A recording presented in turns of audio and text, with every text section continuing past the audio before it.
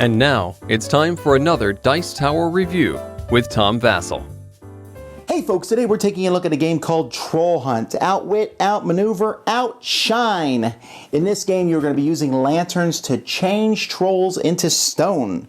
Because we're not going to wait for the sun to come up, and these guys, they're walking around, ho, ho, ho, ho, and you take the lantern, boom, and they turn into stone. Alright, after that dramatic piece of acting, let's get to how the game works. This is a game for 2 or 3 players only, and it's kind of an abstract strategy game where you're just bouncing light around with lasers, which sounds really cool, but there's actually no lasers in the game. They're just printed on tiles. They're not lasers either, they're lanterns, but they act like lasers. Anyway, here we go.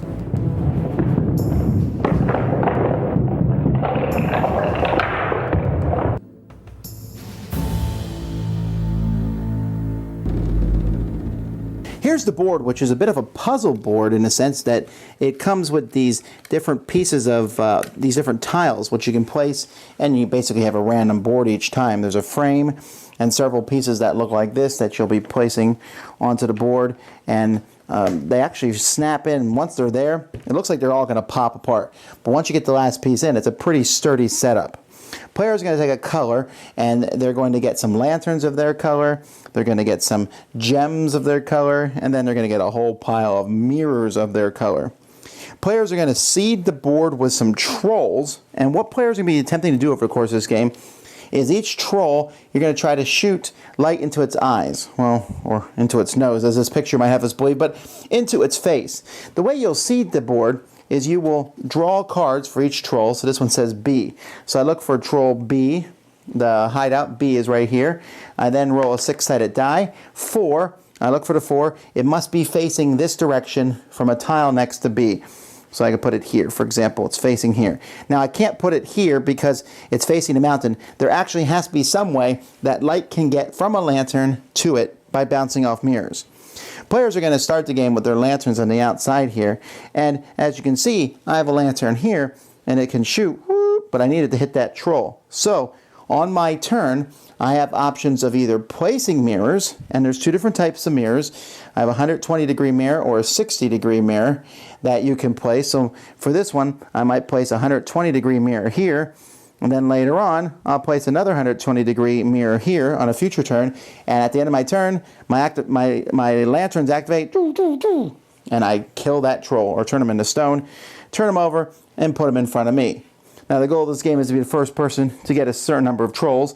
In a 2-player game, 9 trolls. In a 3-player game, 6 trolls. And every time a troll goes off, you'll draw another card. Okay, this one goes to Q. And so then you roll a die. And there's going to be a certain number of trolls on the board. I'm only showing 1, but in a 2-player game there'd be 4, and in a 4-player game there'd be 6. So I just roll a 2, and then he's next to Q. So he might be facing this way now. So on my turn, I might try to put down more mirrors, and my opponent's trying to put down different mirrors too. You cannot cut someone else's laser off. However, at the very end of it, you might be able to manipulate their laser beam so that it goes towards something or away from maybe a troll that you want it to go to. And you're also not allowed to place a mirror right next to your opponent's laser to stop them from shooting anything. So as the game progresses, you're going to put these mirrors down, but you can also, you'll have 2 movement points to move mirrors around. They get up and walk, I guess. Or later on, once all your mirrors are on the board, you have 4 movement points to move them around, or you can spend all 4 to flip them, and you can also spend movement points to rotate them. Eventually, you'll also get these crystals. We have them from the beginning. You place this crystal out. When the lantern beam hits it, shoots in all directions. So you can shoot multiple trolls and get be able to get your things around the board more easily. That's it. You're going to put some trolls on the board at the beginning. You start putting out these mirrors, bouncing light around, killing the trolls. The first person to kill a certain number of trolls is the winner. You can make the game longer or shorter. It's up to you. Troll Hunt has some very nice components. The board fits together very well. The tiles are easy to see in the board. They're easy to differentiate from each other, the red, yellow, and the purple. And the trolls, other than the light shooting into their nostrils, are fine. Everything looks good. The cards have letters. The dice are good quality. And everything fits in the box. Good quality game. Laser games, this is not the first one. There was one from made from Twilight Creations called Easter Island, where they were shooting lasers around for some reason. And then, of course, there's Ket, which you shoot actual lasers. And there's also a Think Fun game where you shoot actual lasers. And therein lies one of the problems of this game is, since we have the technology to shoot actual lasers, shooting in your head lasers is not quite as interesting. Okay, but I'm not going to hold that against the game because that's expensive to include lasers in the game. What I will hold against the game, though, is the fact that this game is just boring. You are doing the same thing over and over and over again. I got a troll, I got a troll, I got a troll, here's another troll. And you're simply just figuring out the best way to bounce them off mirrors. Now, yes, I know that's the whole point of the game, is to figure out the best way to bounce off mirrors. But in this game, it's just not interesting.